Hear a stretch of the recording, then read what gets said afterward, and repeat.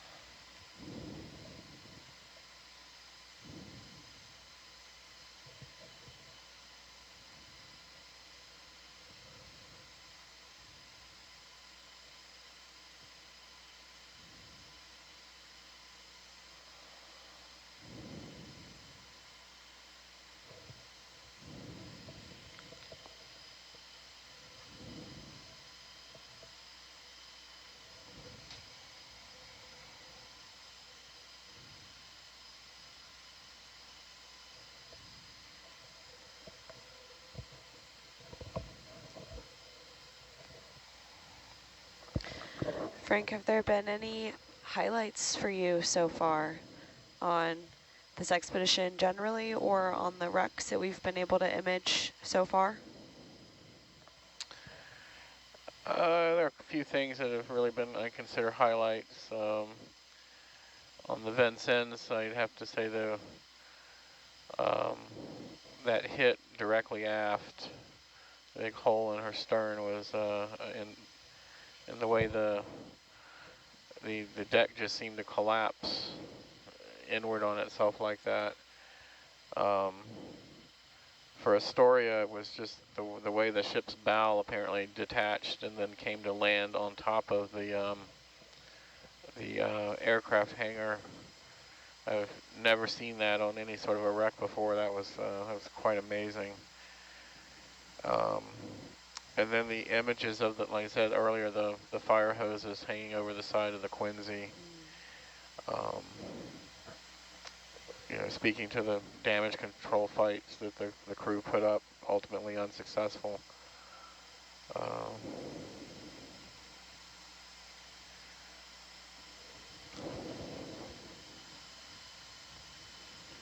You know, it's, as a historian, you know, it's interesting when you read about all these places, but then you actually get to see, you not only just visit the site of the action, but you actually get to see the wreckage of it. You know, it kind of brings new feeling into the written word on it. I certainly, you know, in my younger days at the command, never ever really thought I would ever see, these ships, much less, be sailing on Iron Bottom Sound. Um,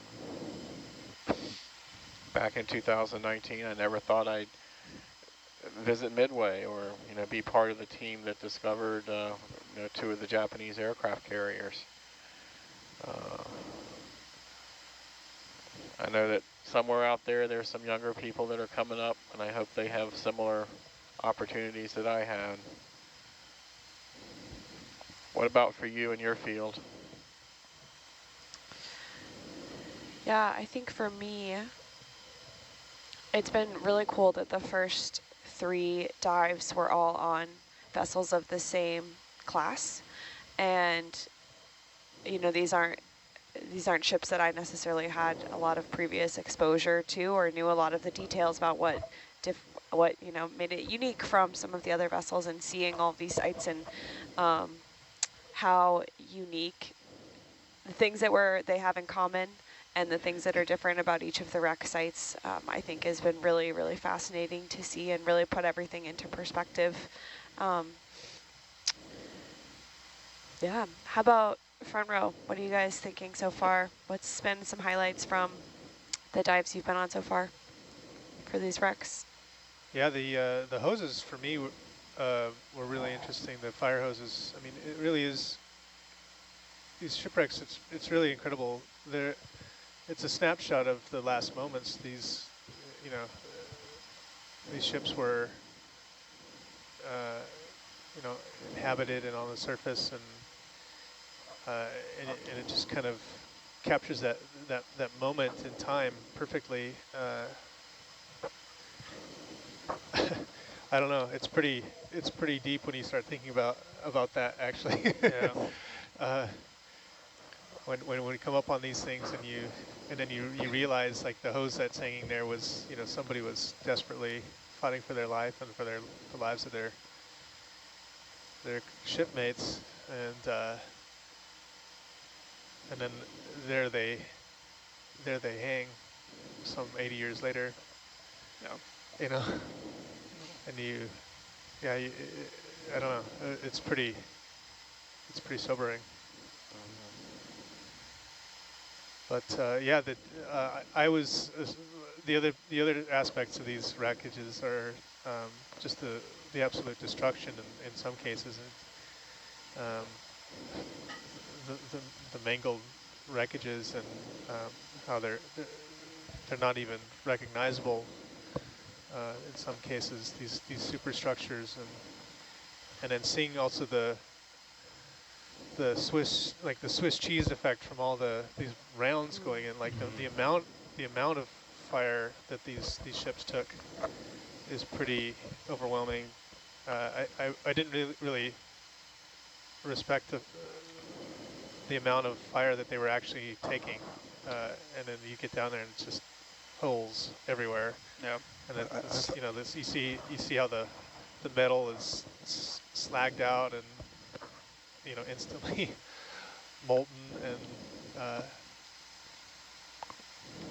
From a technology perspective, one of the things that's amazed me is the ability back then, and again, from the Japanese perspective, without radar, all with optical ranging, and I assume some sort of mechanical computing system. The director itself was, I assume, a mechanical computing system to be able to take, these are large shells, but it's a projectile from miles and miles away, and have the accuracy to hit a moving vessel. And not just the guns, the torpedoes.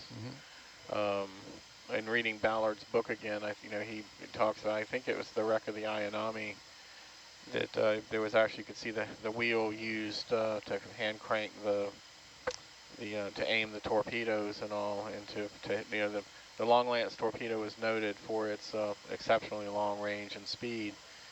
So, firing from a greater distance at a moving target and hitting it is quite a thing. And a testament to the Japanese training at that state of the war.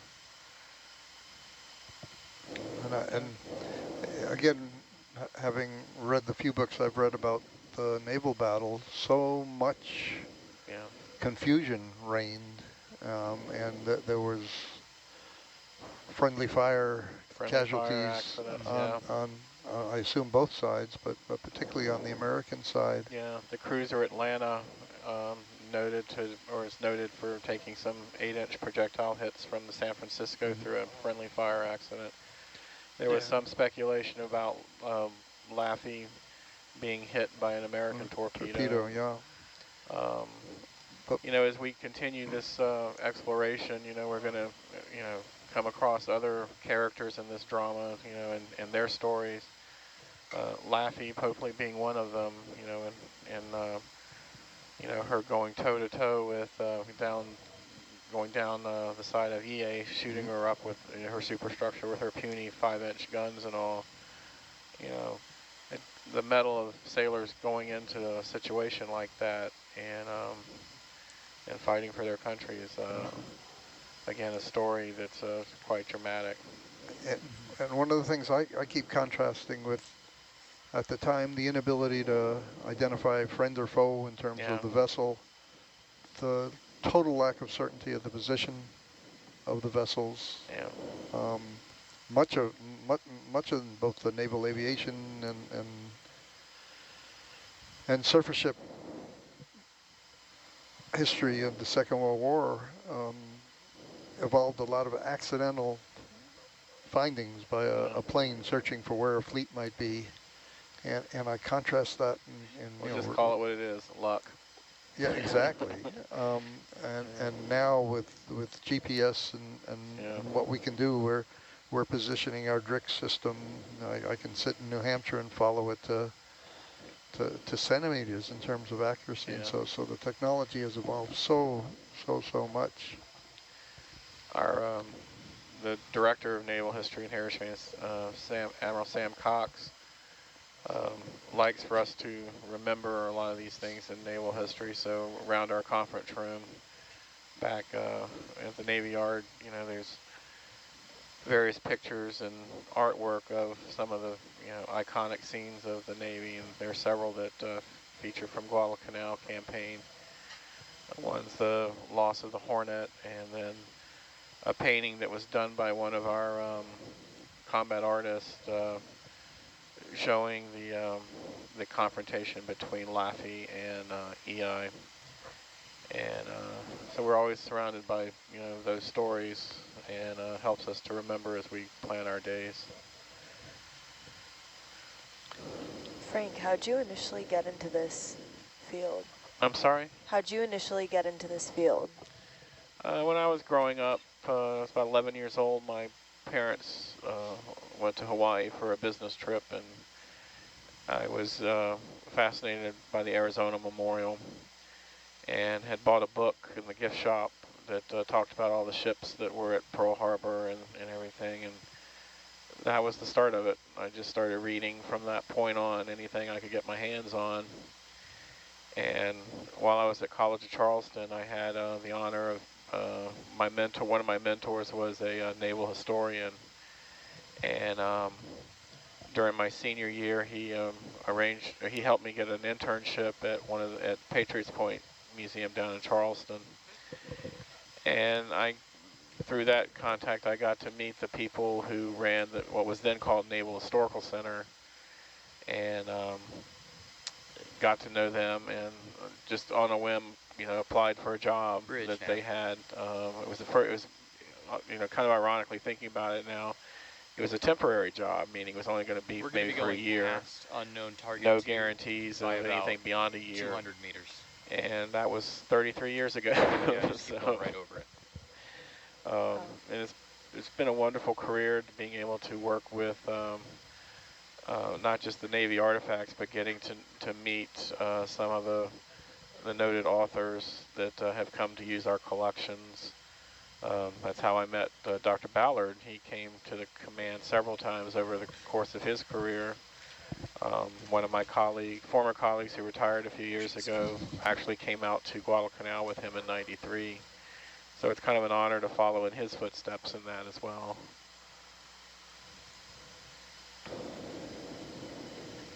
And you, how did you end up here?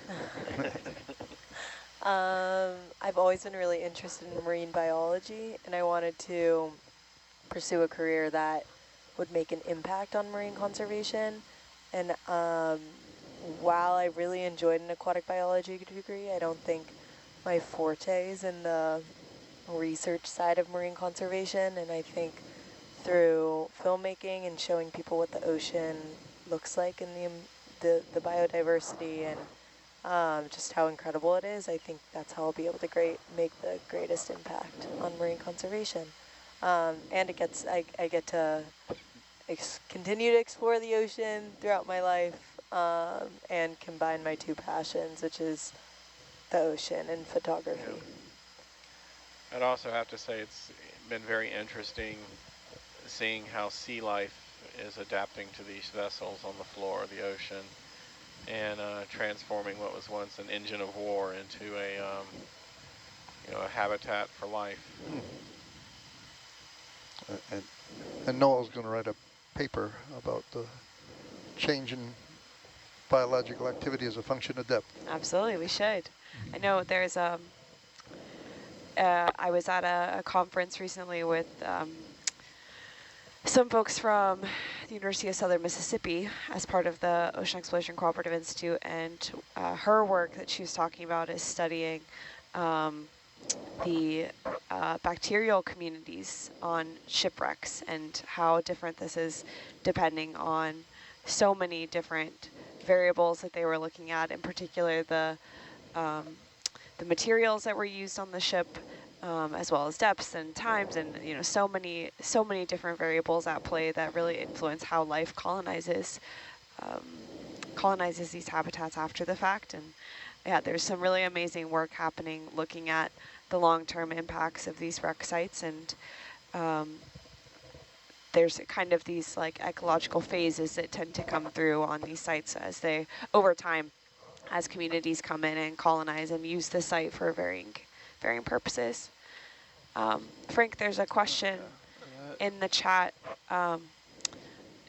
If you have any Whoa, look at this guy floating by. Very cool. Bridge nav. Peripilla jelly, I think they call it peripilla. If we could change our bearing to about 195, we're going to come Yeah. slightly offset from the target, so Herc passes over it. Yeah, Frank, if there's any recommendations for ways for the public to get involved in helping to support effective protection of some of these sacred and protected military sites. You have any recommendations? I could reach out to my underwater archaeology branch, and they can talk to them about, provide some information on mechanisms that we have in place to protect these sites. You can get it on our website, which is www.history.navy.mil, and go down to the section on underwater archaeology, and there should be a contact info on an email.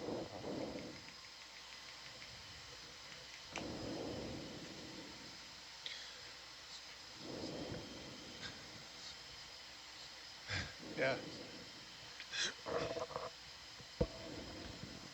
It's that kind of peripheral. I'm looking at like, Jonathan you have to pay Womack's attention to comment it. on the It's chat. like It's something amazing how happens there, similar and so many of these it's how did you get you could be started in looking this here, but you're, stories are.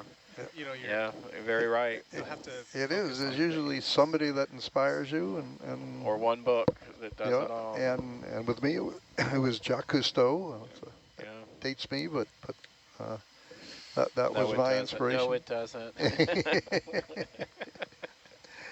And I used to fight as an undergraduate in college with the one TV in the lounge, and every time Jacques Cousteau show was on, I'd get there really early to make sure I could reserve it. But other people weren't happy. Yeah. Larry, one thing about our generations that I've come to appreciate more and more as I get older is the fact that in our lifetimes we had the honor of knowing World War I veterans and World War II veterans. Yep. And the younger generations now are not going to have that. Yeah, and I still, I still remember World War I vets coming to my school, you know, and, you know, giving us all poppies and things like that. And, you know, it was kind I of remember parades, yeah, you know, 4th of and, July parades with World War I and vets. Flanders Field and the significance of the poppy to World War I. Yeah. And it's you know, that was a treasure we had as growing up, and I appreciate that more and more as the years go by. And as I was saying yesterday, I'm of an age where my father was a World War II vet who, Mine was, he joined up at the end. you know, and he served in Okinawa and Saipan, but just never discussed it. Yeah. A lot of my dad's relative cousins and things never really spoke about their war experiences either. I remember, again, my early years at the command, we used to support a lot of reunion group requests for, you know, they would come for their annual yearly reunions in the DC area, and a lot of them would ask to borrow something from their ship to have on display while they had their meetings and everything.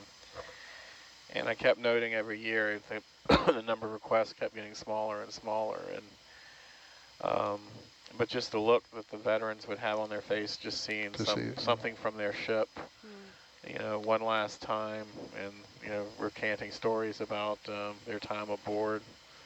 Yeah, that was kind of a very touching part of Bob's book about Guadalcanal, was his ability at that time in the early 90s to bring veterans. I think we're somewhat beyond that right now, but. Oh yeah.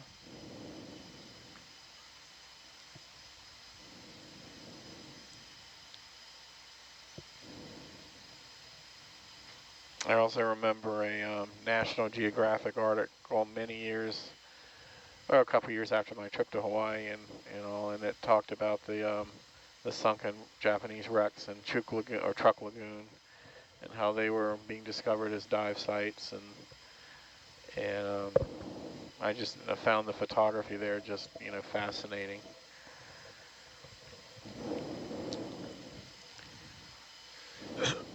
Yeah, so Jonathan, on our scientist ashore, comments that for him the inspiration was Bob Ballard's book on the Bismarck, which is kind of very cool. And this is, you know, and I said I've worked with Bob for more than 30 years now, and to me he's really the next generation of what Jacques Cousteau started. You know, the person who really is the spokesperson for the community and that interface to popularize what we do, and that's. And many of my scientific colleagues kind of snicker at that, and it's ridiculous to snicker at that because we absolutely depend on that public interest, not just on the historical side, which is easier to garner the public interest into, but even on the scientific side too. Well, you know, the Navy is honoring Ballard.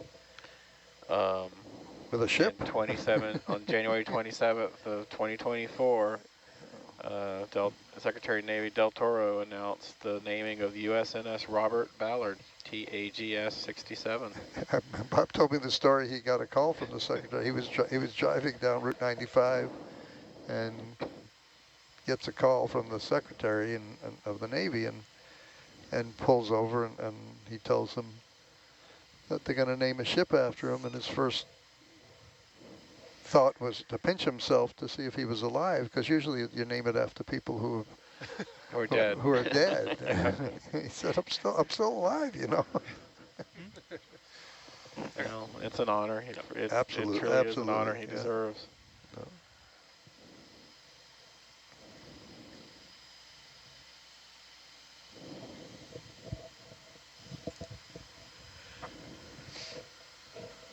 Looks like we're starting to slow. And yeah, I have to agree with Mr. Womack. The Bismarck book was one of my favorites of Ballard's as well. 0.3. Oh, yeah, that's slow down.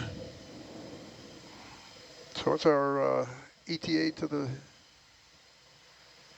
potential target? Very close. Looks like we're about 30 meters or so. Yeah, we're going to be passing over it in about a minute, and then Herc should follow suit with the norbit maybe a few after that.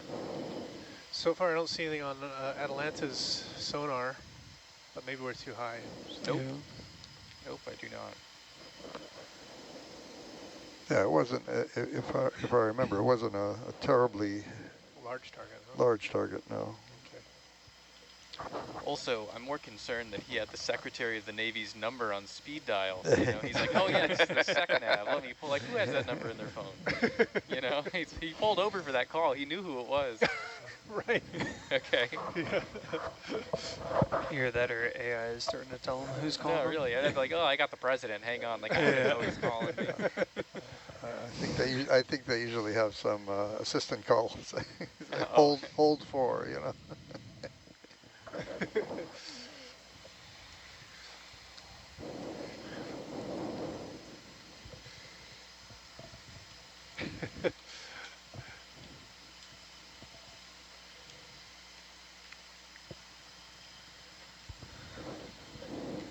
He's had a pretty interesting life. Mm-hmm. Thing I find most amazing is he's 83 now, and I have difficulty keeping up with him. Yeah, he certainly wild. is spry. He's spry. I like how he sat down and the first thing he said was, no Titanic questions.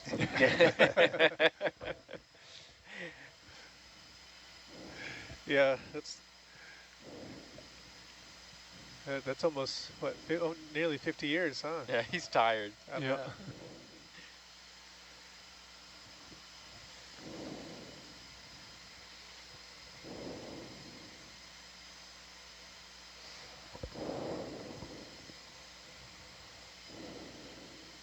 Nav.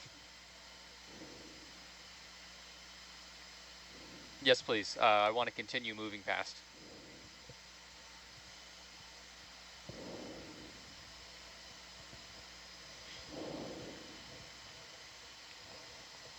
And Larry, I don't know how far you want to move past the target here, but I was going to go maybe 200 meters and then steady up and evaluate. Sure. Okay. I'm tempted to go down below and get my computer so we can actually look at what that target looked like. If I remember, it was just a small lump. Yeah, I see a small lump as well. Yeah. And then depending on what we see, it's up to you whether or not you want to do an orbit survey. You know, if it's a really small object, we don't need it. Right.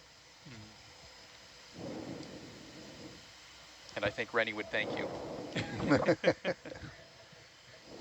Do you have the target image up there?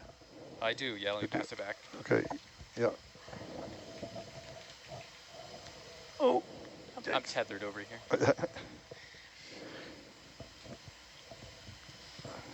still good at 50. Yep. Or 54.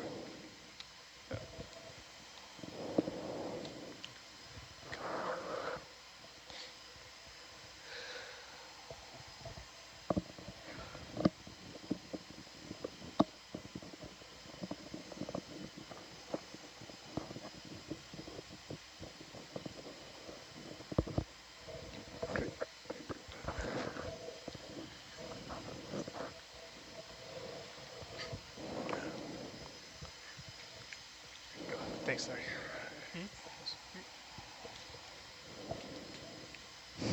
There you go. There we go. I have it all the time. Big money. Here we go. And I hope it's actually something. I know. Yeah.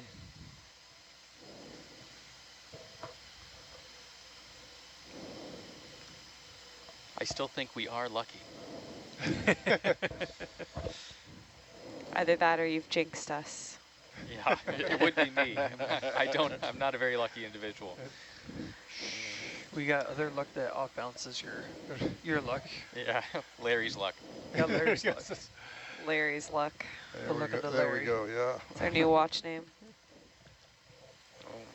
I'm kind of looking forward to the chance to see the Northampton wreck. Right. Okay, any second now.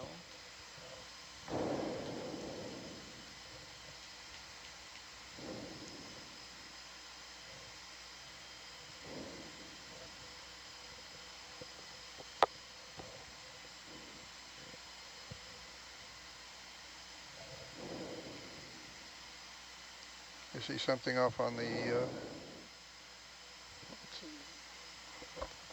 four outer beams on the right side of the screen? Not sure if that's an occlusion. No. Yeah, I'm not No. seeing anything yet, but we're right over the target now. Let me switch my screen.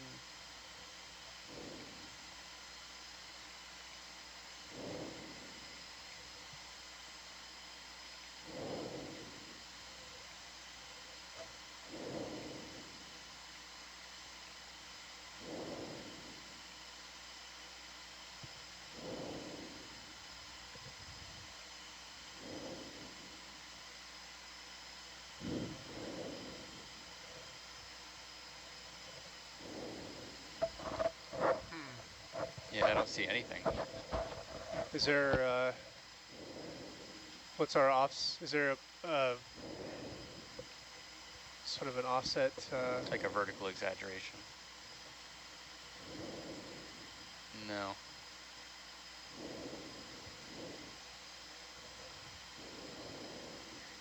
And we saw that Herc size bump last time. Yeah. So.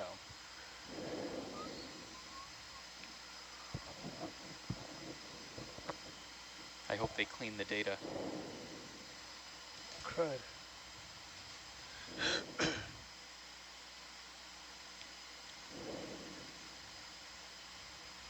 Yeah, at 50 meters, we should. It's there.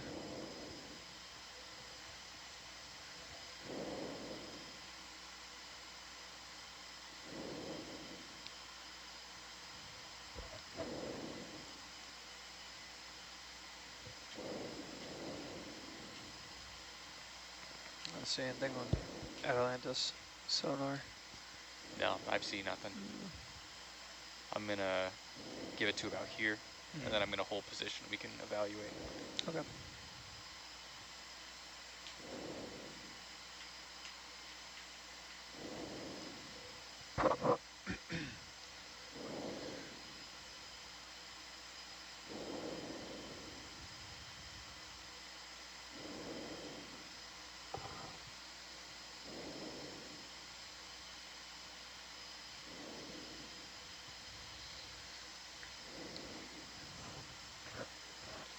Is there a typical offset tolerance between that you guys work to? Like, I wonder if we're just maybe Just there's outside of it. Yeah. Well, this is a pretty wide swath, so I couldn't Yeah. imagine them being more than 100 meters off.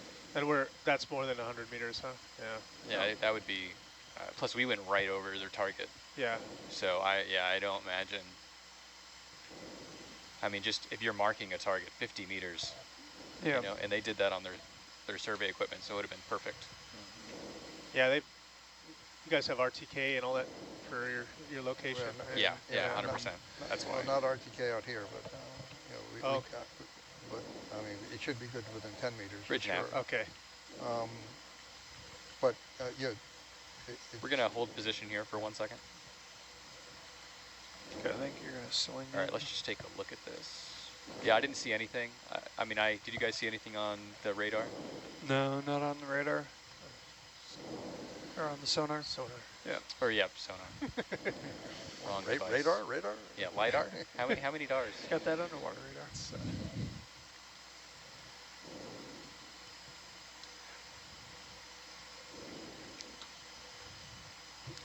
I'm gonna drop my Z bias down.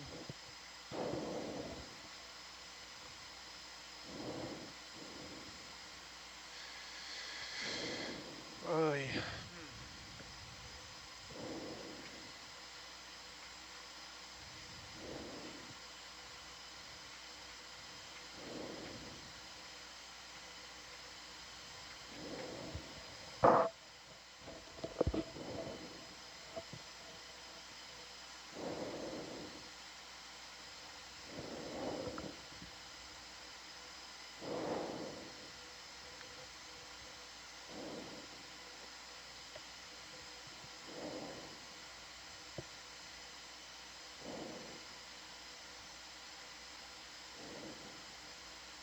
Yeah, surprisingly, I didn't even see a bump Yeah, I mean, that really does surprise me because Yeah.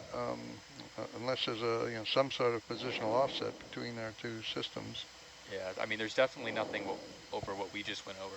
Yeah, when we go to the Northampton, we'll have a position on that, and And see what the offset is. we'll see if the systems they Yeah. Okay. I think we did see the geological feature that was the first point. that was a big It was a big one, big but feature. yeah, Yeah. in terms of positional So, offset, first one. Yeah, take a look at that. it was where we thought it would be. You have a light here. Yeah.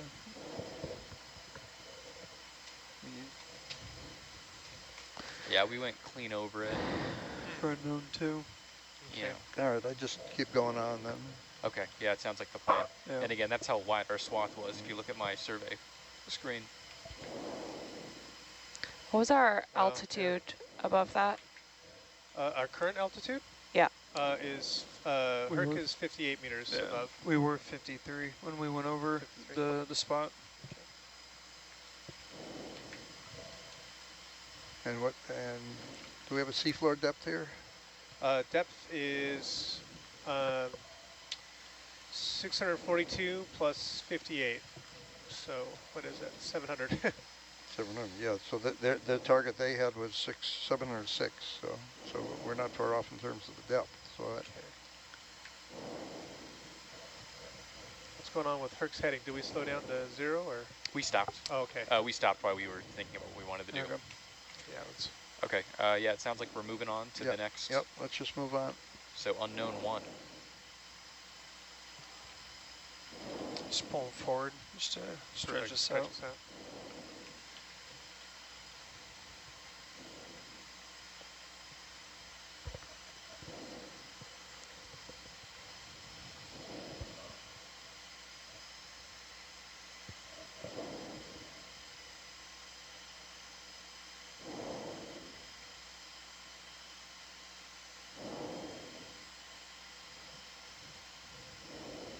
Yeah, so Frank asks if we've dived enough wrecks to be fairly sure what's natural versus man-made on sonar, or is it always a good idea to check anyway. And I think this goes back to my other discussion that when you have a 700 meters between you and the sonar, Let me go ahead and move on. and Yes. the sonar is There a you go. relatively small footprint sonar, it's small in terms Bridge of the nav. array size, the resolution is quite poor, and it's not easy to tell, particularly with smaller targets, if something is natural or man-made. And a lot of it depends on what the surrounding seafloor is. It's quite flat here, but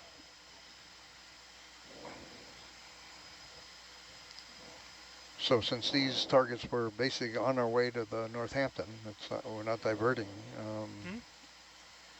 and spend the extra time, it's well worth checking them out. Yep. Yeah.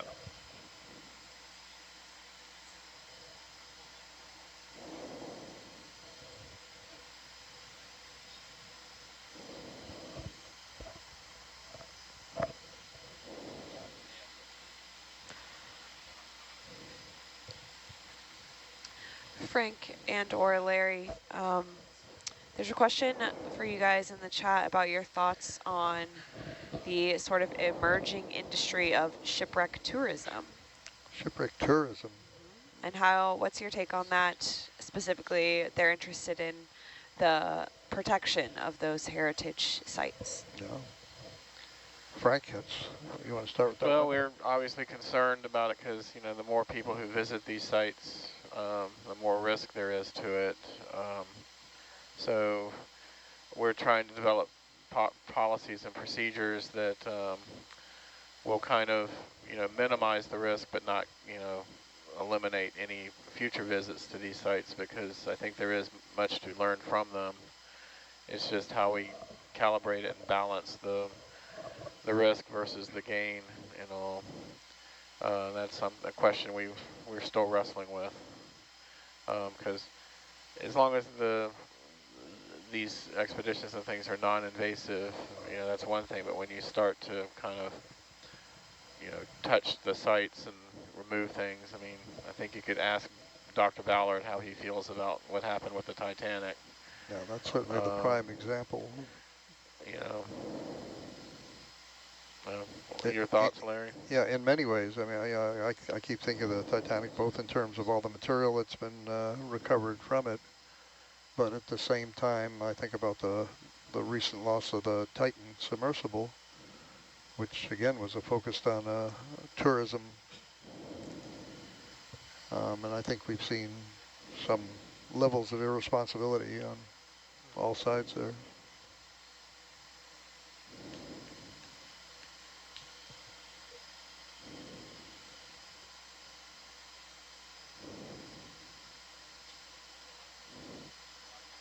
We've been working with the Indonesians for many years to protect the wreck of USS Houston, which is a sister ship to the Northampton.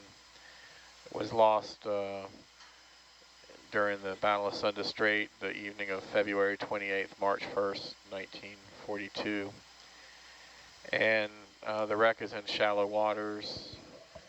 She was lost in company with the Australian cruiser HMAS Perth. And, in those waters there have been, some of the wrecks have been salvaged, and some of the wrecks have been damaged further through that. Perth has been, kind of stripped in parts of it, and even parts of Houston have shown where there's been unauthorized scrapping and things on her. So we've been trying to work with the Indonesians to protect the site, and it is a excuse me. It's a delicate matter. You have to be sensitive to other cultures and their views on protections as well. So.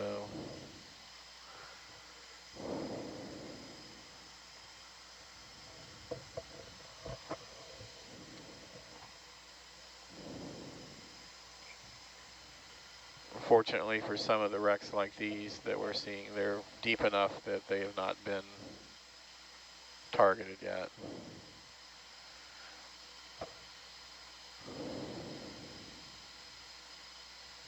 The other concern, of course, is, these are warships. So, as we saw, there's 5-inch gun casing, shell casings and things that we saw. There's probably unexploded ordnance still on these vessels, and when you start probing, allowing people to probe through things like that, you run a serious risk.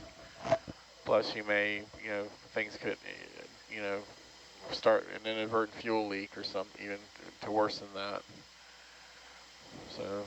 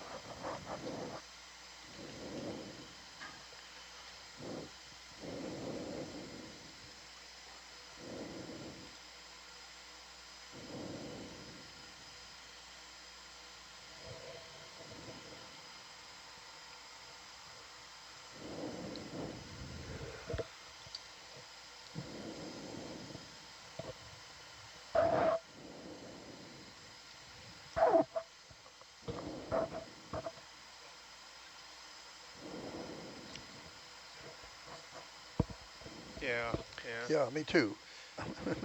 definitely.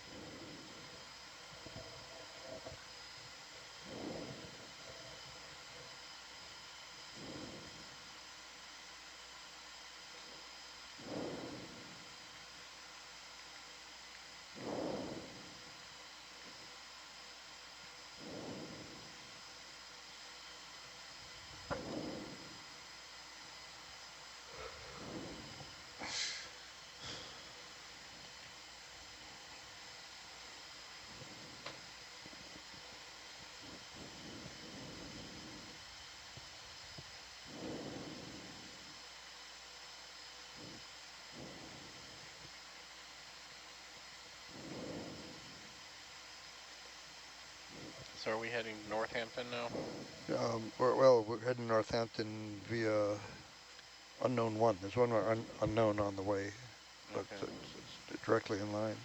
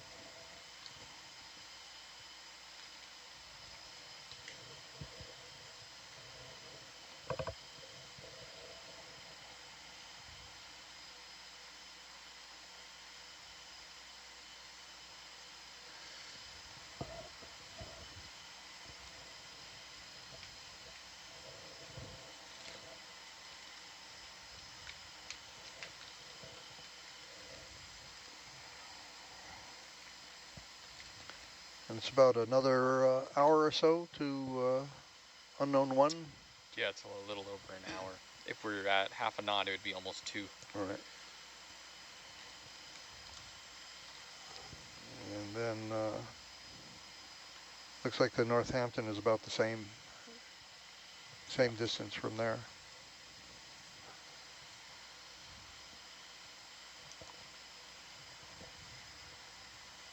Do you want to see if the Northampton's confirmed?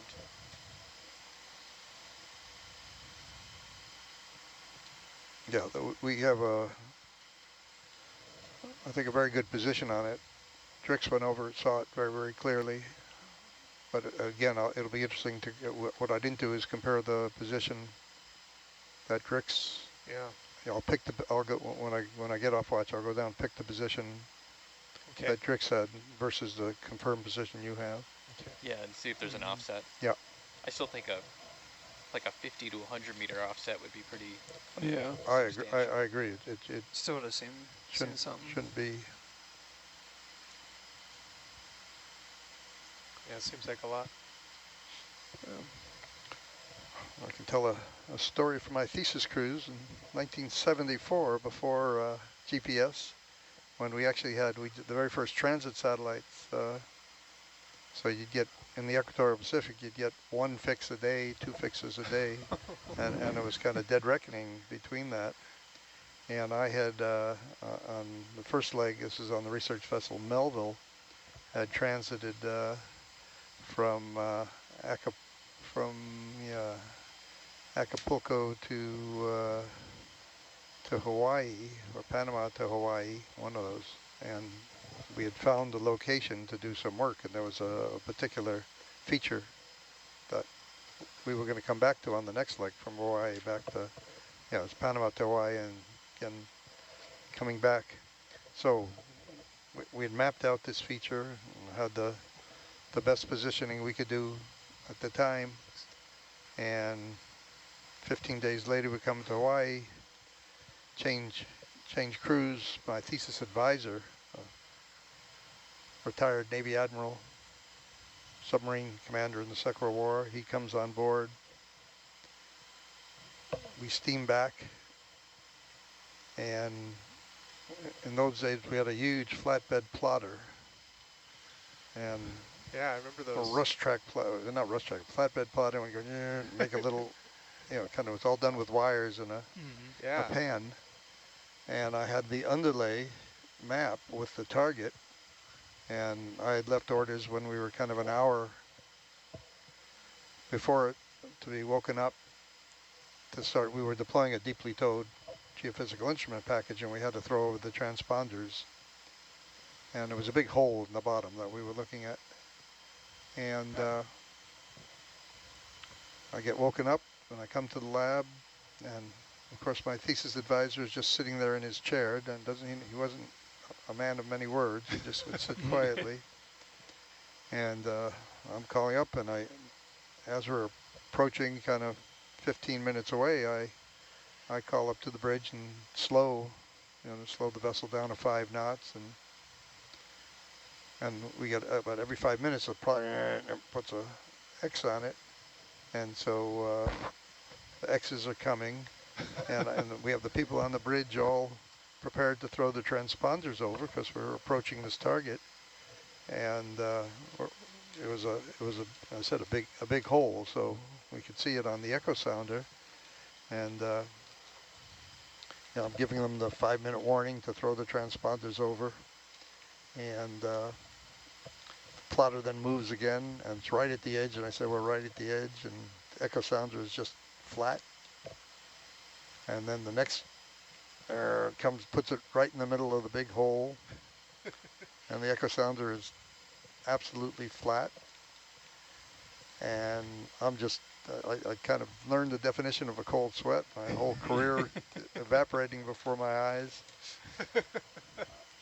What did I do wrong? Am I off by a mile or 2 miles?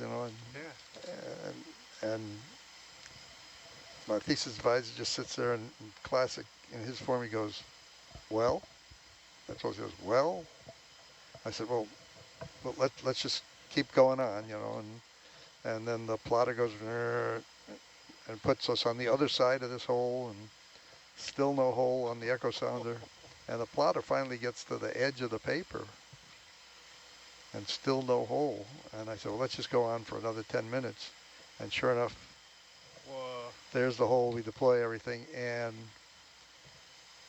retrospectively, I went and tried to figure out what was wrong. And it turned out in those days when you slowed the vessel, the bridge had to manually put in the change of speed to the dead reckoning system. Oh, interesting. And they didn't do it. So actually everything was exactly the right spot, but the plotter had the positioning system still had it going at 10 knots. So it's anticipating where you would be. Exactly, but boy, that was I thought my career was over before it started at that point.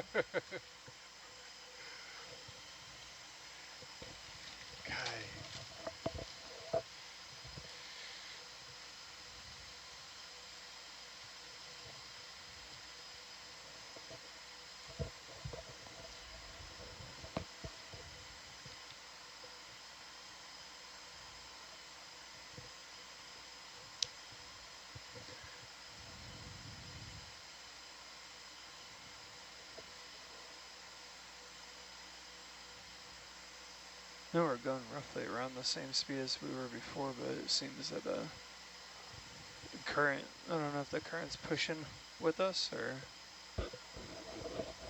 just trying to keep the tether stretched out. Have we seen a predominant current correction the last couple of days? On the Rex, it seemed to be a north to south and south to north. It would switch, but it seemed to definitely be in that direction, at least on the north side of Salvo.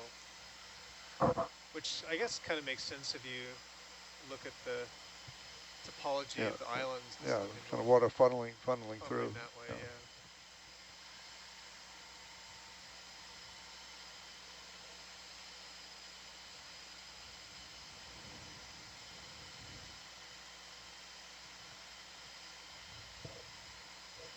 We could definitely feel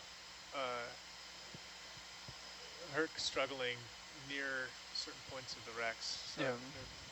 How can you do that, Frank? So you come around a corner or come up above the hole, and just all of a sudden.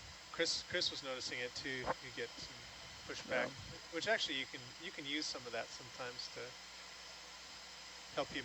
I guess we're sharing a screen. We're fine. You can just ride the currents up over the side. I'll leave my hands off then. It can get kind of scary too, because you're not, you have to fight against some of it. Yeah. I think we actually have some of the damage control chart from this report. For the Northampton? No. So this was hit by a torpedo, it looks like, huh? Or yeah, I think the Northampton, there might have been several torpedoes. I think one of the questions is whose were they? Oh boy, yeah. Just looking at this, the Northampton damage.jpg picture we have here, and that's incredible. Okay, thanks.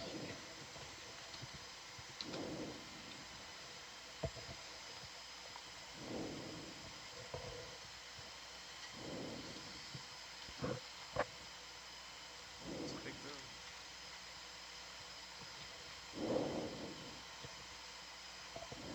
I'm surprised how much we're getting pushed around at half a knot.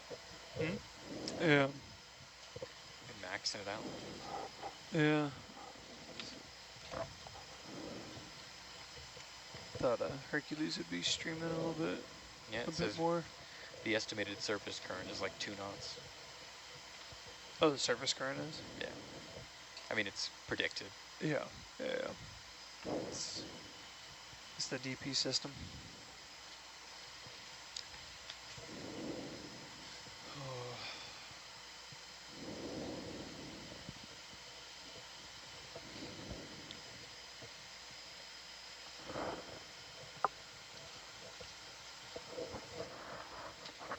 We should have dove on your box from earlier. We should have dove on your box from earlier. I know. The Herc size box. The Herc size box, yeah. Who knows what that could have... It could have been a second ROV. Taking it home. That's why the inkfish stopped so soon. I don't know that they have an ROV. I think they just have a sub and a bunch of drop cams. Oh, they have a sub. That's what it is. I knew they were towing something. Yeah. They do have a drop cam and some other things. I don't think they have an ROV yet. At least not a big one.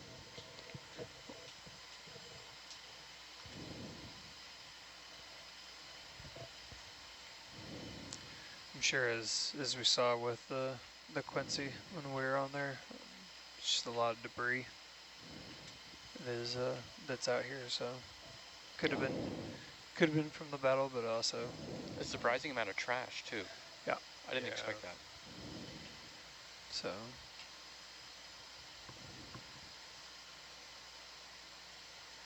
Yeah, it was interesting. There was one piece of trash that looked like a bunch of plastic bottles that had been tied together. I think that was probably for some kind of fishing float or something. yeah. But I haven't seen many fish. No. I was gonna say, I think, what was it, from the 93 expedition that Bob did? He didn't mention it, that there was much as far as fishing lines or... Yeah, there's not a lot of fishing at all, so that would make sense. You know, I don't see like any traps or... Right. Mm-hmm. It's interesting. I mean, usually you see a lot of grenadier, those types of the big rat tail Yeah. down there. I've only seen a few of them. Yeah. So there's a ton of them. I would say, There's a bunch of those weird worms, but yeah.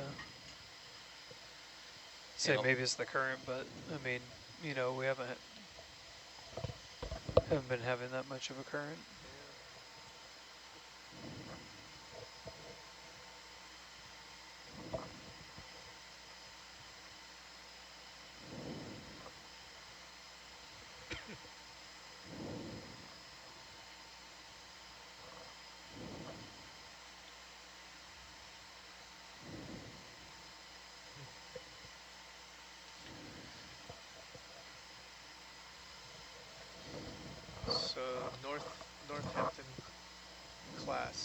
So the Northampton is a class like New Orleans class, or is I'm sorry, The question was whether the Northampton is a class of vessel. Northampton is the lead ship of the Yeah. Northampton class cruisers.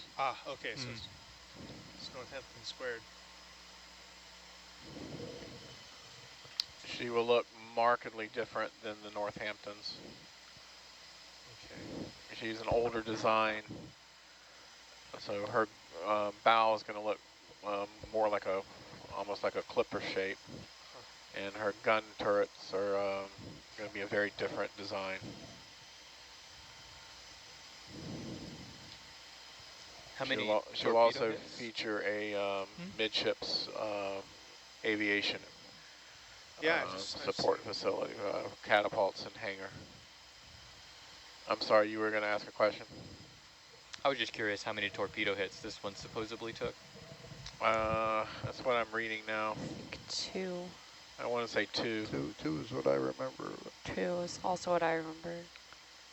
Yeah, it looks like there's 2 hits on this damage chart here. Yeah. Almost in the same spot. Yeah, I though, was huh? going to say very close together. Yeah. Yeah. Nice grouping. Yeah. Ooh. Yeah, Frank, while we're talking about the Northampton, can you tell us a little bit about her and her story? Well, she was also a treaty cruiser. She was the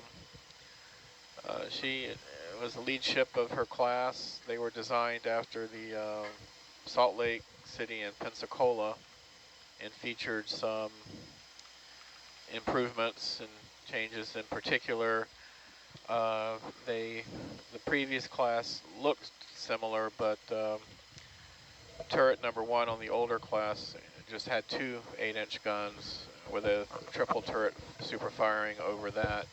The Northamptons adopted a more, what would become a conventional layout of 9 8-inch guns and 3 triple turrets, 2 forward and 1 aft. They were also subject to much effort to save whatever weight they could in construction, and so they actually came out about 900 tons light, which the Navy didn't realize at the time they were building these. So that kind of set the stage for what kind of a redesign, which became New Orleans. Northampton had a brief but distinguished career in World War II, and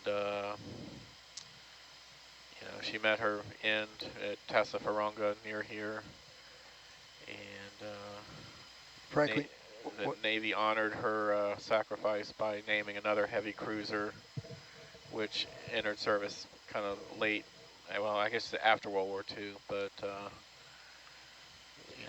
it is a proud name in naval history. I'm sorry, yes, Larry? Frank, when you talk about a treaty vessel, this has to do with the fact that at the end of World War I, the armistice treaties limited the size or weights? Well, after World War I, the great powers kind of started, were beginning to enter into another ruinous naval arms race. The American Navy was proceeding with its plans to build 16-inch gun battleships. The Japanese were proceeding with that as well. The British had to match that, but they were also coming off a very financially ruinous war, World War I, and could ill afford to, again, finance a long-term arms race like that. The Americans got kind of wind of the financial difficulties that countries were facing, and so they called the conference in Washington to discuss how they could stop that arms race. And the result was February 6, 1922, the signatories agreed to the Washington Naval Treaty, and it was signed by U.S., Great Britain, Japan, and France and Italy were also signatories to it. And they agreed to abandon construction of their large battleships and battle cruisers. Cruiser construction was allowed to continue, but they set a displacement limit at 10,000 tons. They also agreed to a size for each of the navies, so the U.S. and Britain pretty much came out equals, and Japan was set at a lower percentage of those fleets. But another part of the treaty allowed conversion of the unfinished battleship or battlecruiser hulls into aircraft carriers. The Japanese chose originally Amagi and Akagi, which were battlecruisers under construction. Amagi was damaged in the earthquake in Japan in 1923, and so they substituted the hull of the battleship Kaga. For the U.S. Navy, we chose Lexington and Saratoga battlecruisers under construction to be converted to aircraft carriers. The British chose instead to convert two existing ships, Glorious and Courageous, to be their carriers. And it was through that you know, our aircraft carrier doctrines and all that began to develop during the 30s. But the treaties were a success at the time. They stopped, you know, an arms race that could have been financially ruinous to all three powers. But it did, again, spark some, you know, new technologies to, you know, in shipbuilding, such as welding and anything they could think of to save weight. New materials, new alloys.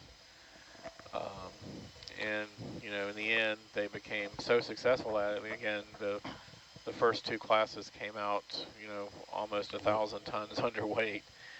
So it gave designers some leeway to work those extra available tonnage into their their designs. Were there limits on the armament that they were able to carry? They set the limits at about 8 inches, nothing greater than 8 inches for a cruiser. And in 1930, when the successor London Treaty came into play, that was where we saw the distinction between what we consider a light cruiser and a heavy cruiser. A light cruiser is usually armed up, you know, her main armament is usually about up to 6 inches maximum, whereas the heavy cruiser is about 8. 8 inches. And the battleship set up to 16, is it? The original in the Washington Naval Treaty, you know, initially initiated a battleship building holiday, they called it, where no new battleships would be built.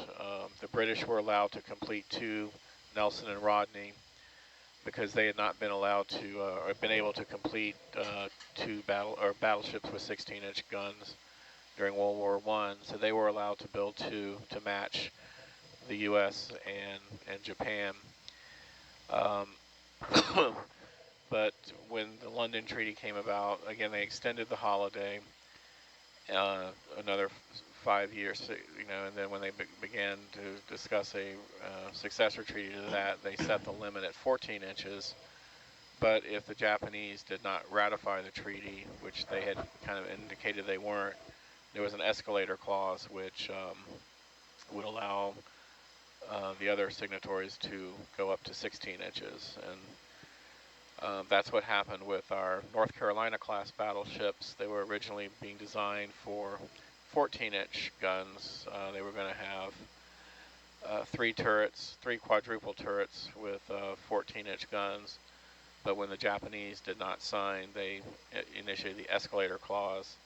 And they had been designed so that a triple 16-inch turret would fit in the same footprint that the quad 14 would.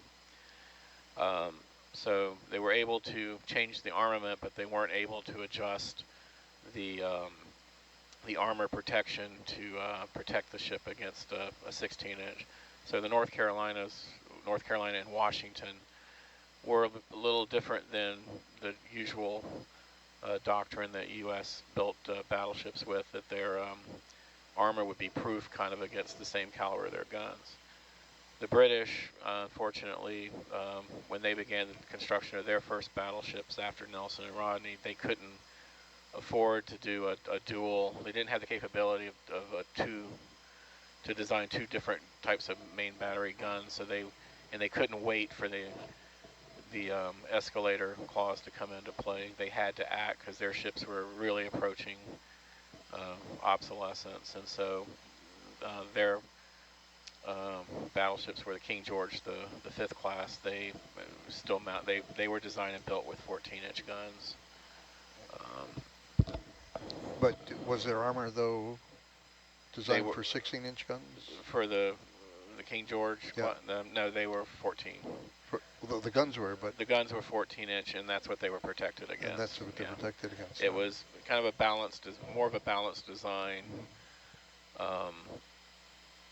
but nowhere near as capable as as a 16-inch gun would have been. But again, they served with distinction in the war.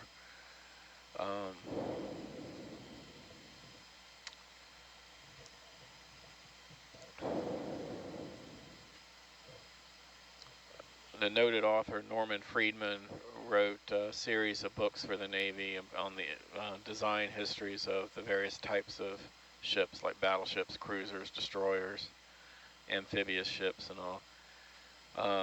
They really are, an excellent source of, kind of design histories on these things, from what the U.S. Navy was thinking, what their criteria were, and how they juggled the competing requirements for a balanced design. You mentioned the North Carolina class battleships. I grew up in North Carolina, and you can go see the North Carolina in Wilmington and tour that battleship, which I remember doing as a kid and being overwhelmed by how humongous humongous they are. And she received torpedo damage in these not Iron Bottom Sound, but in the Guadalcanal campaign. Wow. She was I will call it probably the most biggest return on investment for a salvo fired by a Japanese submarine. The spread of torpedoes this submarine fired led to the destruction of the aircraft carrier Wasp, and one torpedo hit the North Carolina and required her to go back to the States for a refit, and then hit a destroyer, which although initially survived while it was sailing back to the repairs, the bulkheads gave way and it sank. So they got a carrier, a destroyer, and a damaged battleship out of that salvo. Which is the battleship that's in Norfolk? Wisconsin. Wisconsin. Yep. Yeah. I remember seeing that and being so impressed with how the way the bow. Yeah, that knife edge. That if you look straight on, you can. Yeah.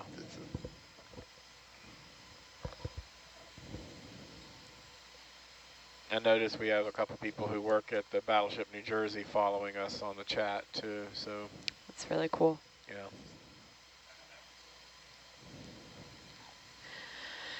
And the. Yep. Oh wow, that's cool. It's quite impressive. Wow, that's Wisconsin.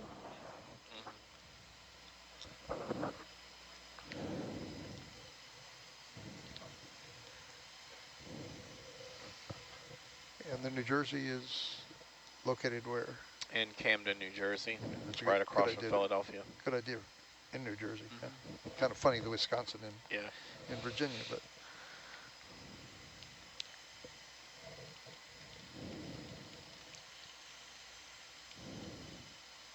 And again, it's, the U.S. is very fortunate that they've been able to preserve so much of their World War II history.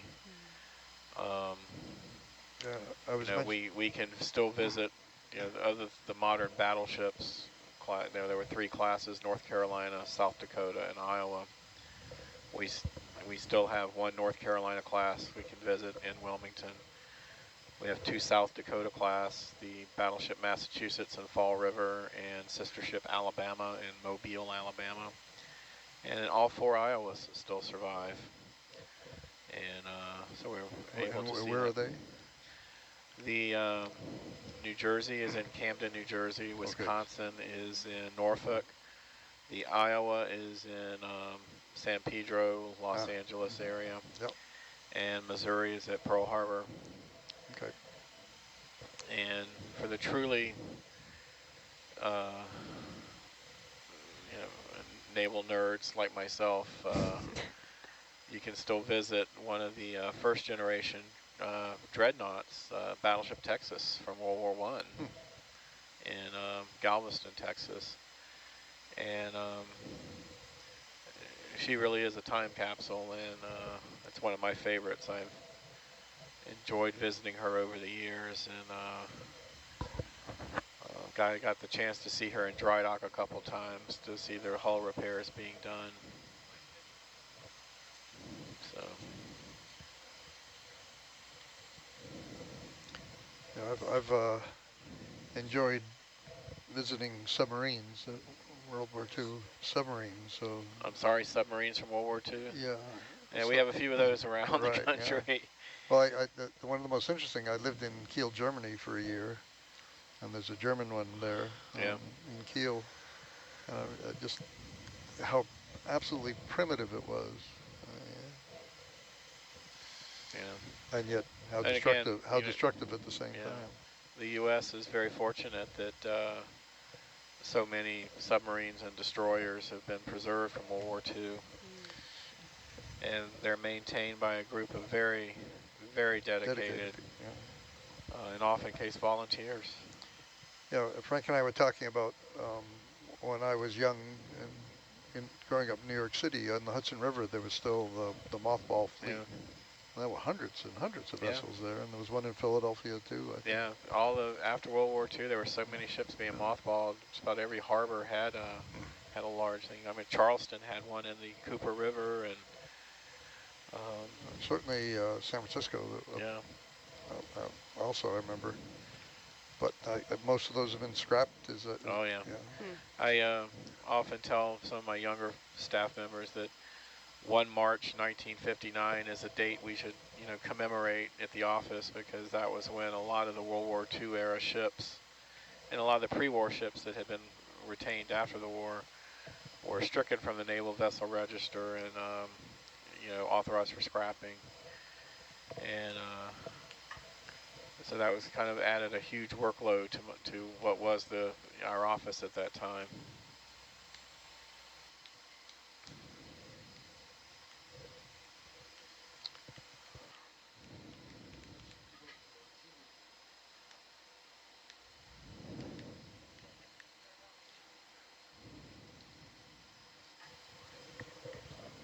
Do it.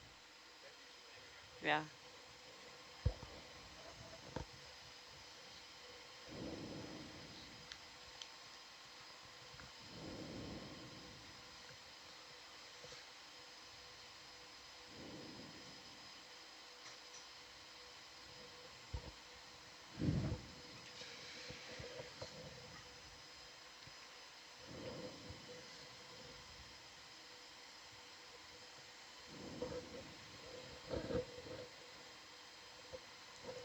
Someone commented, don't overlook the USS Olympia.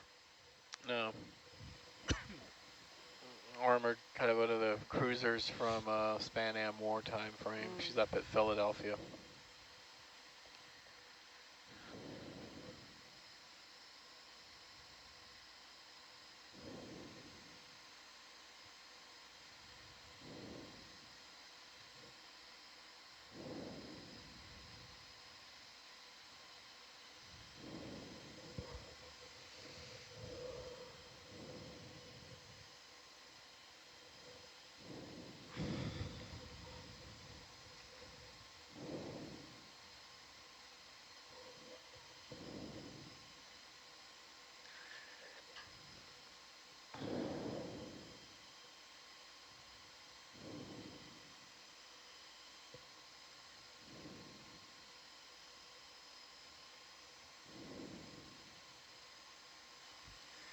Frank, have you been out to the Naval Museum over there at Pearl Harbor?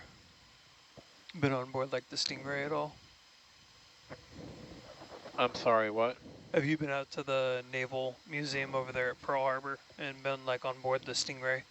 Stingray. Yeah, it's the submarine that they have right across it's pretty much right at where you board the boat to go to the Arizona You mean the Memorial. bowfin? Bowfin, yeah, Yeah. sorry. Yeah. Our office has supported artifact loans with them over the years, and been out there many times. Okay, yeah. It's very, very interesting living and working over there for, years and years and stuff, like drive past the Arizona Memorial daily Yeah. just to get to work. And yeah, I've been on the Indianapolis probably 20, 30 times. So gone around and stuff and brought people that have been visiting out to it. So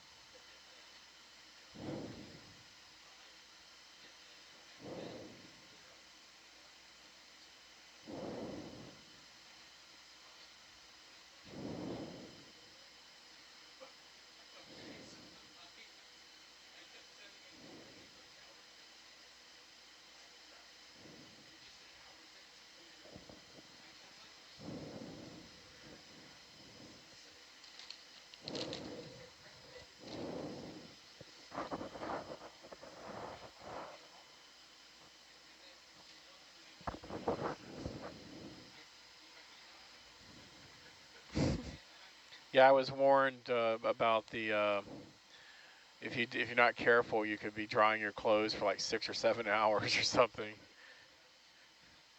I kept waiting for those machines to say, you know, resistance is futile, you will be assimilated.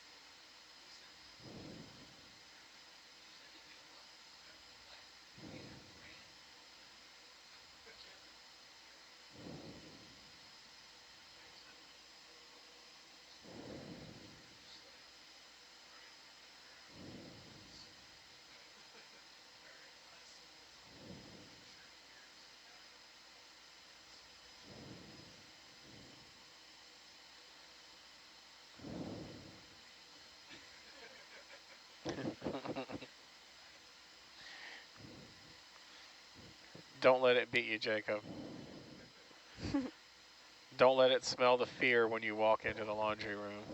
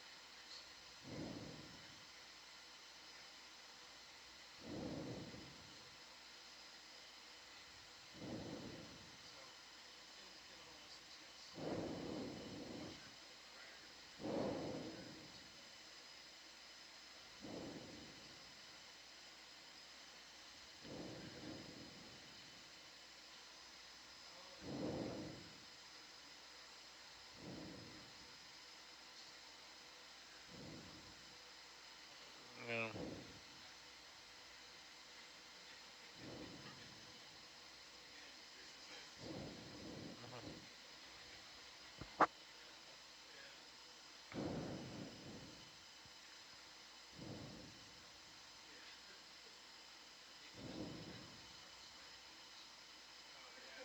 Yeah. Yeah, when I was doing laundry the other day, I was like trying to figure out the washing machine, and I keep expecting to get some notice on my phone that like at 03:05 on this day, this machine became self-aware and launched a, you know, sud attack on the ship or something. I know, I pushed the button and then I waited to see actual water enter into the thing, and I said, okay, I guess it's going to work. I'll just come back every 10, 15 minutes just to.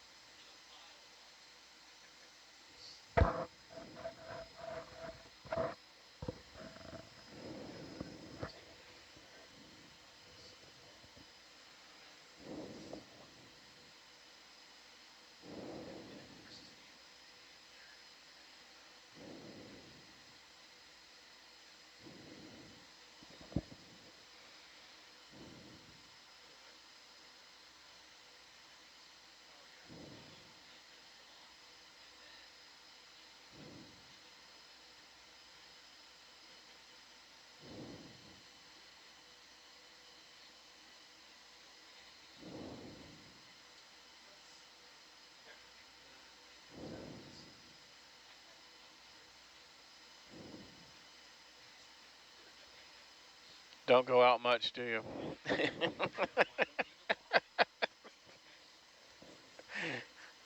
Mhm.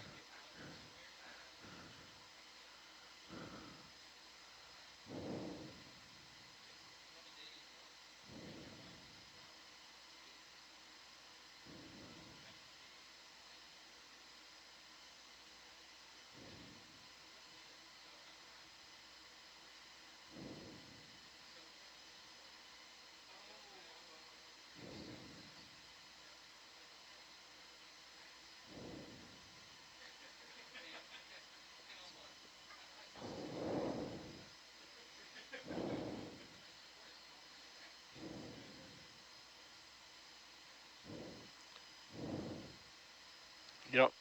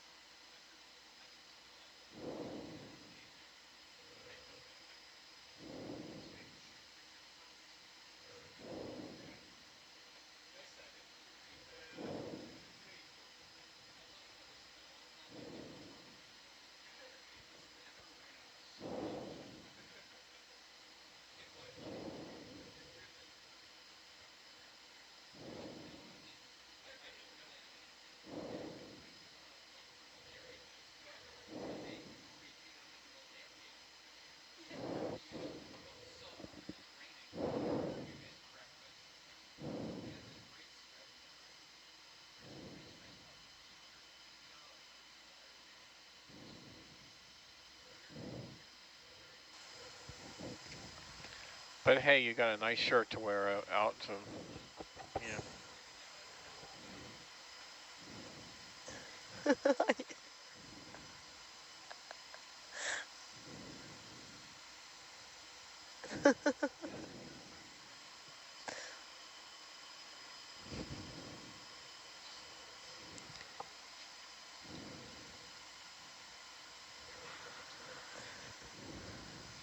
Yeah.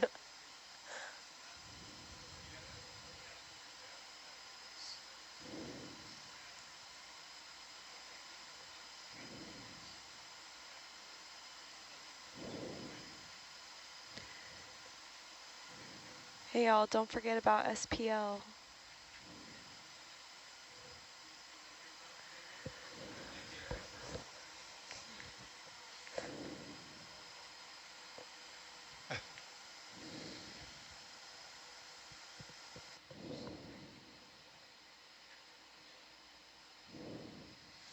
Like what? Like what? Just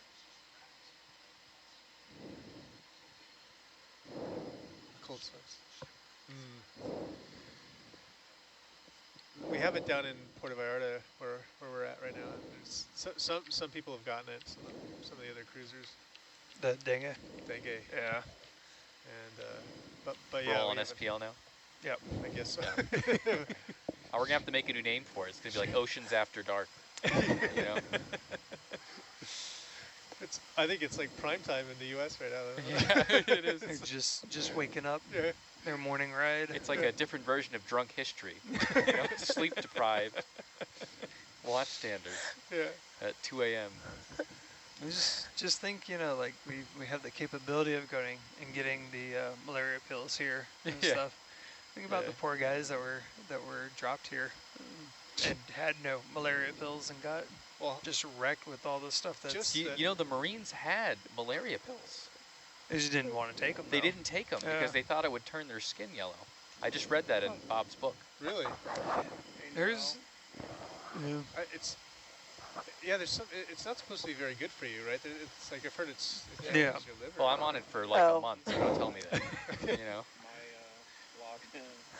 Nothing like a you know, what a night out and stuff on the town might be. Yeah, my one night out, so I took 3 months of malaria pills. Just make sure that you put your dress shirt on every time you take your malaria pill. My linen. Yeah, you have to. Yeah, there's. I mean, I guess depending upon which malaria pill you get, there's side effects from, you know, just Did miserable. Huh? Are you on them? Yeah. You are? You get miserable feeling to like people having just very vivid nightmares. Yeah, So I have the vivid dreams. And I'll tell you, it's a trip, you know? Who's your roommate? Bill.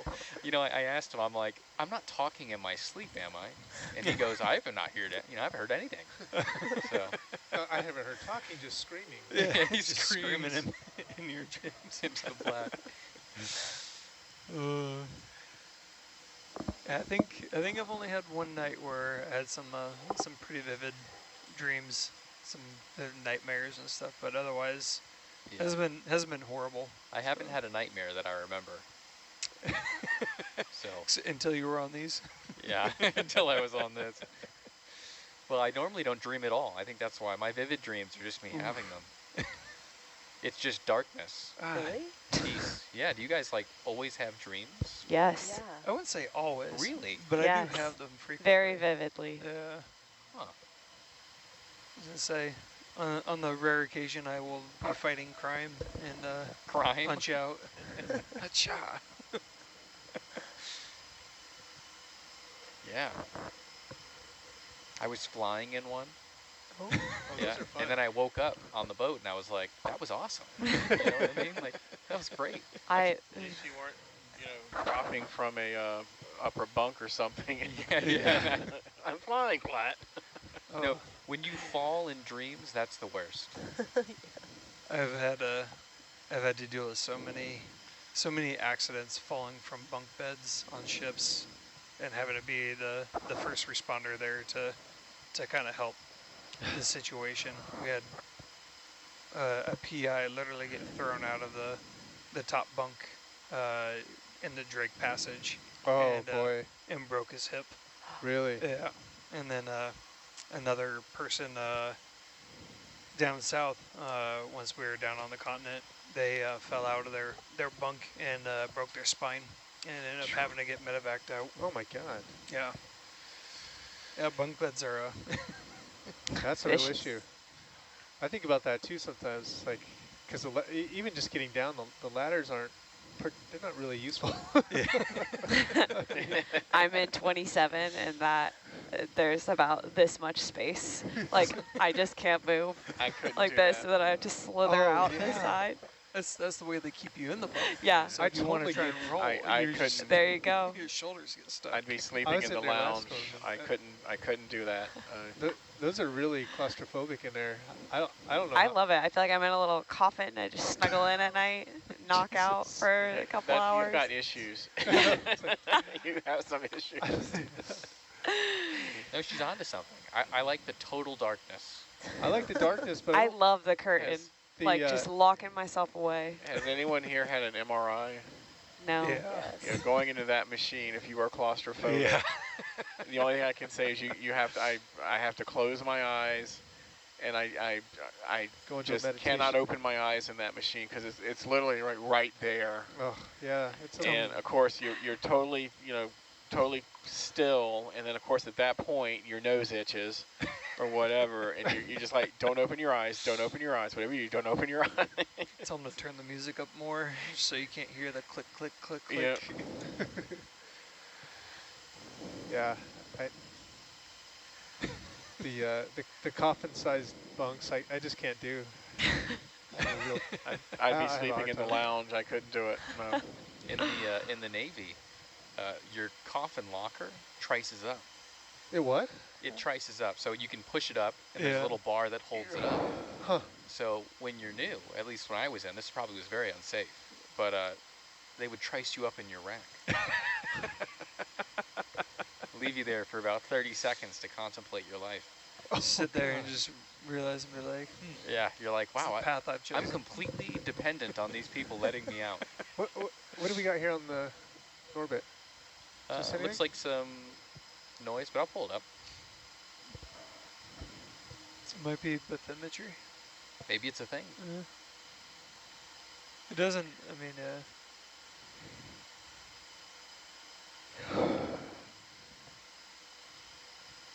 It looks like a thing, but not Well, any particular thing. I was going to say, It doesn't, to me, as it doesn't far look like a as- thing. Okay. as far as elevation goes, there's no, It's just rocks or something. Whoops. yeah. Well, I wouldn't even say rocks, or unless they're small. Usually there's a top. So this would have, Yeah, this would be some up sort of color. and over.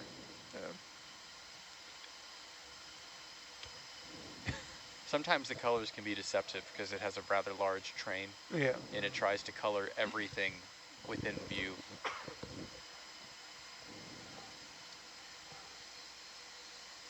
I guess when they lock you in your Yeah. in your bunk, Well, I don't want to make it seem like they do that all the time or for a very long time. They let me out. it's when you know that you can trust your fellowship mate. Yeah. Well, I had to trust them because I was asleep. Not dreaming. I was not. I was. Nope. Nightmare. I think nightmare fuel.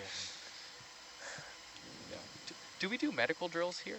You talk about people falling out of racks. Is that something we do? Not. I've not been a part of a medical drill on this ship, so No. yeah. It's been other ships that I've been on. Huh.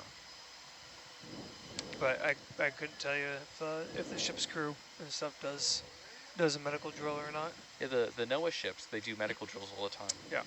And I remember one time they gave me a hot dog and a blood packet.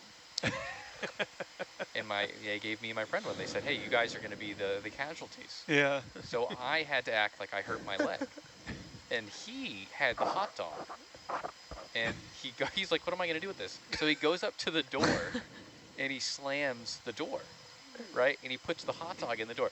No one knows the drill's going on. Like, Yeah. we entered the environment probably an hour ago at this point.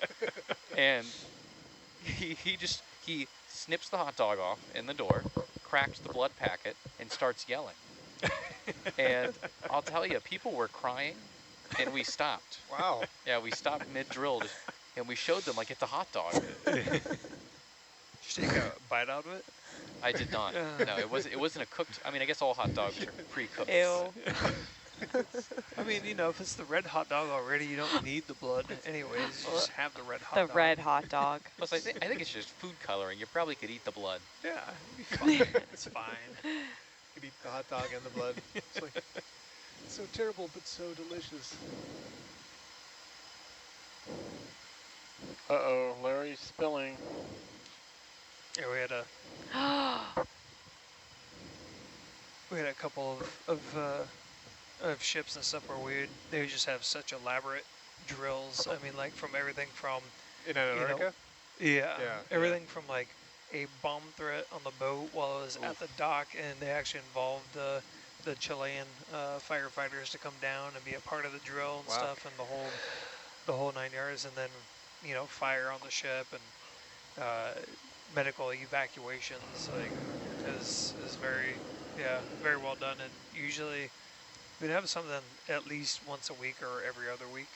So, but yeah, just super elaborate though. Yeah, when we looked for, we had like a bomb kit they'd send you if you looked for bombs in the Navy. And you're not allowed to go back to show someone where a bomb is. So you would tie like a string by where it's at, and you'd walk out on the boat. And they could follow the string. Interesting. That's the high technology. The bomb kit. Keep it simple, stupid. Yep. Yeah. Well, we had a whole plethora of fake bombs that we'd use for drills. The alarm clock, like No, seriously, yeah, people would make them. You know, they weren't real, but they would look real. Yeah. And sometimes you'd have to bring them through like military checkpoints. Oh my God. You know, and you have to tell them like, hey, no, this is fake. This is for a drill. Yeah, this isn't real. But yeah, sometimes people forget. You like leave it in your trunk and you go to drive off base. That's funny. And someone goes to have a lid. inspect. You have to use the lid. What happened? You have to use the lid. And then that's sitting in your trunk. What happened? That's crazy. Yeah, that'd be terrifying. Get in the car. Someone called Larry out for not having a lid on his cup Oh. in the chat. You should lead by example, Larry. Just living When on May the gave edge. us the tour of this, Don't tell Dave. I just don't drink anything. when May on gave us the watch. tour, we were admonished not to have an unlidded Admonished. cover your liquid. And we're only 55 minutes away. Oh yeah, someone was just asking for a bit of an update. Yes, we are still heading towards another unknown target. That is before the Northamptons. We're, Jacob, did you say 50 minutes out from We that are target? 54 minutes away. 54 minutes away. And I just got the dimensions. I went and measured the target down below. For the upcoming target, For or the unknown one. previous? Yeah, it's not very big. It's about 40 meters in length and only 3 meters high. So, Okay. So All right. what kind of vessel would that be? Well, yeah, 40 Nothing. meters would A definitely. canoe? I don't know. 40 meters, it's 120 I mean, that's a good portion of the swath. So we should see that. Okay. I just desperately want to see something. Make sure it's working. You jinxed us going into this. I also Yeah. have the position. Yeah. Do you have the position that you have in IPAC? I do. I have the paper with the Latin logs, if you'd rather have that. Yeah, well, that'll be the same, because that's what well, no, actually, I measured it on the raw data, so let's We can't hear you, Larry. Can you? I'm sorry. Yeah, I took it off the raw data, so let's compare what you have to what I have.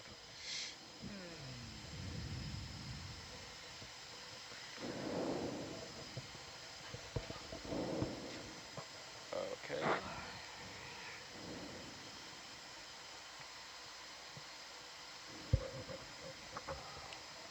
You want me to read it off? Well, I guess I actually can't do that. Sure. Well, we shouldn't, because we're not supposed to pass Latin logs. Oh, you're quite true. Yes, okay, well, do not. let's go off SPL. And, Maybe just write it down, pass it off. all right, yeah, just write it down and send it over to me. Yeah. No, good thinking. No, I wasn't.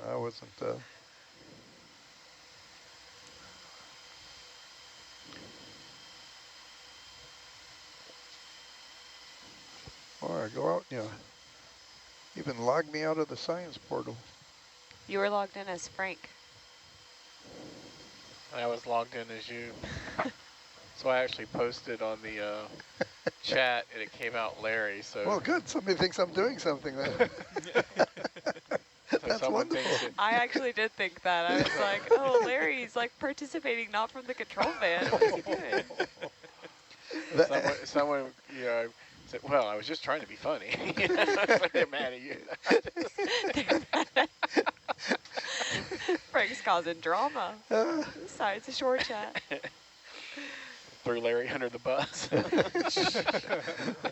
That's nothing new, believe me.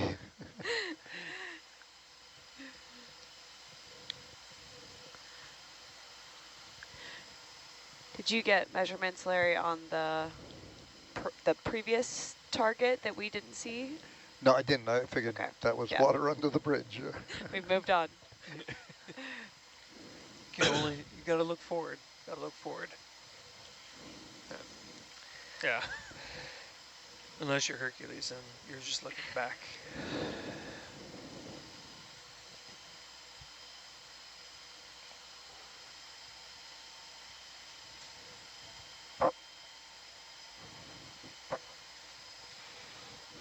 Thank you.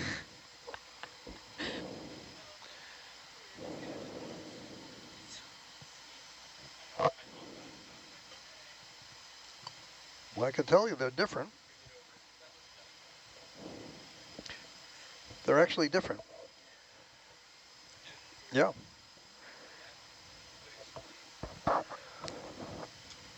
That could. Yeah. See, it's in the second decimal place.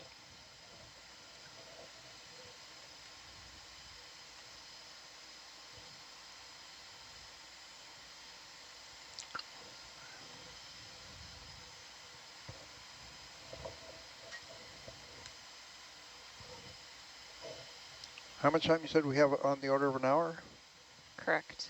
54 minutes. Okay, let me go down and go back and look at the, Don't forget to put a lid on your cup if you're leaving this place. We okay, will not. We will not. yeah, Take no, the blame. I've got to drink it down enough so the lid itself doesn't. Tess, where were you? Is this your fancy tea? No, it's just Buddy. regular tea. You weren't making sure that Larry was following protocol? I know. It's my, it's Gee, me. I'm slacking. Pick on me. I opened up the cover to transfer one to another. I think he needs And to look what write. I will happened. not. I will not bring an uncovered cup to the van at least 10,000 times.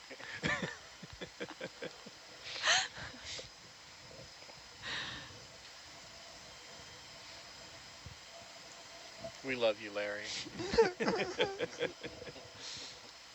Actually, it's not very far off. It's going to be, yeah, it's within 23, 54, 80, and 48. Yeah, Hey, Larry. You said 80, 40 meters? What? No. It's within centimeters. It's okay. Oh, centimeters? Okay, well then that's fine. Yeah, I was looking at UNH 2 as opposed to 1. Oh yeah, but even a 3 meter bump we'd see, so. Yeah.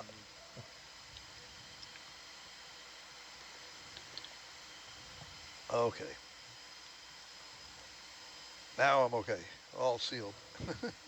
Good work. Which is too high.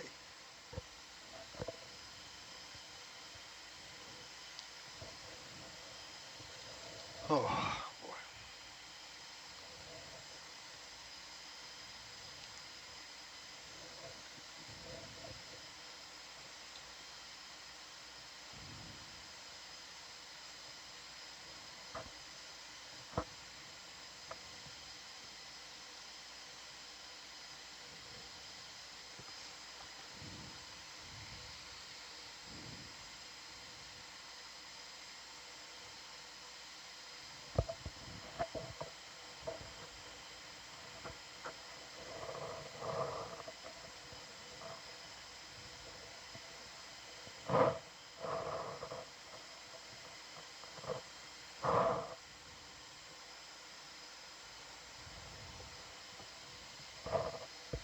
Yeah, so Jonathan's asking again if we can share the Drix imagery, and the problem is the Drix system is totally independent of the shipboard system.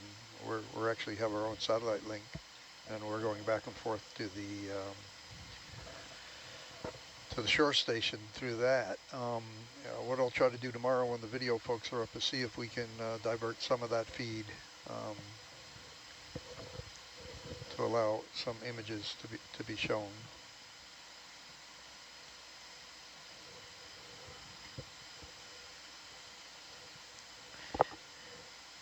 Frank, we've got a comment that our military historian is excellent. Whoa. So thanks for concur. sharing your knowledge with us.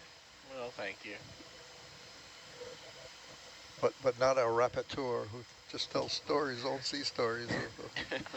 Weird, no. Times when I was a Let me graduate look. student. And No. for the record, No. for Just the talking record, about I have a used lid on my cup. Let the record show.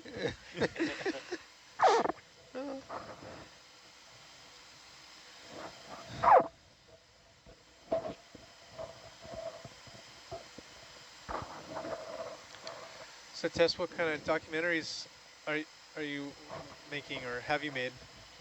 The most recent one I made was about, there's this really cool deep sea crab species on the coast of California. That's called the box crab. And they're really interesting for a few reasons. The first reason they're interesting is because they have the ability to like fold their front claws into a box, and when they do so, there's this tube-like system that goes directly to their mouth. So it allows them to create like this vacuum system that constantly pulls in food. And so they're able to stay still for months at a time. That in the combination with the fact that they live in high currented zones and they're really deep and there's not really any information that exists on them, makes them a really challenging species to fish for. But they taste really great. And so the story that the documentary, so there's this one fisherman who, there's a domoic acid outbreak in California in, I think it was 2018.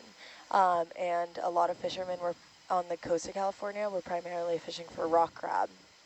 But there had always been like this elusive story of this box crab, and people had heard about it and very rarely like seen it, but there had been a few photos of it.